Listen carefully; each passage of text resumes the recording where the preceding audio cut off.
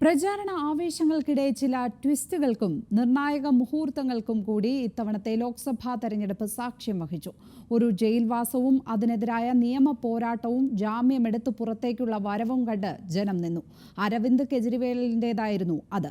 മൂന്നാം ഘട്ട വോട്ടെടുപ്പിന് 2 ദിവസം മാത്രം ബാക്കി നിൽക്കെ ജാമ്യത്തിലിറങ്ങിയ കെജ്രിവാളിന്റെ വരവ് ഇന്ത്യ സഖ്യത്തിന് കരുത്തായോ എന്ന് നാളെ അറിയാം.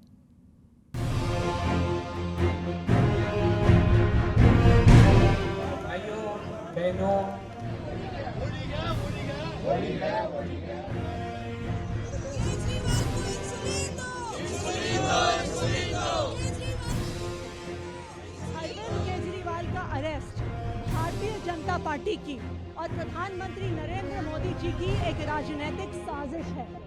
प्रधानमंत्री नरेंद्र मोदी जी को अगर किसी एक नेता से डर लगता है तो वो नेता अरविंद केजरीवाल है. രാജ്യത്ത് രാഷ്ട്രീയം അഴിമതിക്കുളമാണ്. അത് വൃത്തിയാക്കാൻ ഇറങ്ങുന്നു എന്ന് പ്രഖ്യാപിച്ചാണ് ചൂല് തെരഞ്ഞെടുപ്പ് ചിഹ്നമാക്കിയ AAPയുടെ വരവ്. അതിനെ അരവിന്ദ് കെജ്രിവാൾ നയിച്ചു. പക്ഷേ മുഖ്യധാര പാർട്ടികളെ വിമർശിച്ചും ശക്തമായ അഴിമതി വിരുദ്ധ പോരാട്ടം നടത്തിയും ജനത്തെ ആകർഷിച്ച അതേ നേതാവ് തന്നെ അഴിമതി കേസിൽ ED അറസ്റ്റ് ചെയ്ത് ജയിലിലുമായി. രാജ്യത്ത് ആദ്യമായാണ് ഒരു മുഖ്യമന്ത്രി അഴിമതി കേസിൽ അറസ്റ്റ് ചെയ്യപ്പെടുന്നത്.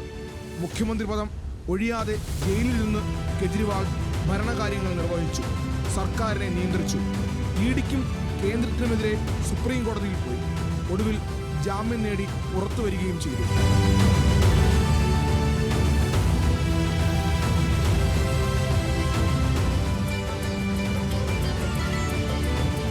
ആർഭാടമോ വലിയ അകമ്പടികളോ ഇല്ലാതെ ഒരു നേതാവ് ജനങ്ങൾക്കിടയിൽ പ്രവർത്തിച്ചാൽ ലഭിക്കുന്ന സ്വീകാര്യത ഡൽഹിയിലും പഞ്ചാബിലും നേടാൻ കെജ്രിവാളിന്റെ പാർട്ടിക്ക് സാധിച്ചു.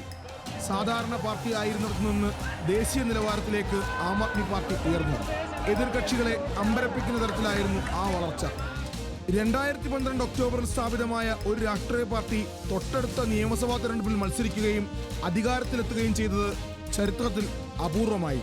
ജനപ്രീതി നേടിയെടുത്ത് മുഖ്യ രാഷ്ട്രീയ കക്ഷികളുടെ സ്വാധീനം തകിടം മറിക്കാൻ മാത്രം ശക്തി ആർജിച്ചു കഴിഞ്ഞ നേതാവാണ് കെജ്രിവാൾ.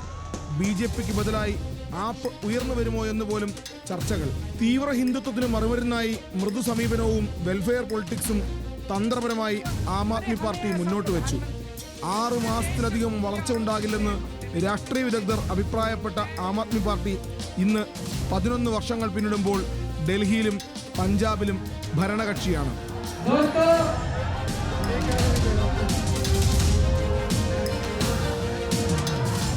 പക്ഷേ എതിരാളികളെ തറപറ്റിക്കാനും വാമൂടി വെക്കാനുമുള്ള ആയുധമായി അന്വേഷണ സംഘങ്ങൾ മാറുന്ന കാഴ്ചയിൽ കെജ്രിവാളിനും കാലിടറി. അരവിന്ദ് കെജ്രിവാൾ മദ്യനയ അഴിമതി കേസിൽ അറസ്റ്റ് ചെയ്യപ്പെട്ടു. ഡൽഹിയിൽ മദ്യനയം നടപ്പിലാക്കിയതിൽ അഴിമതി ആരോപിച്ചായിരുന്നു അറസ്റ്റ്.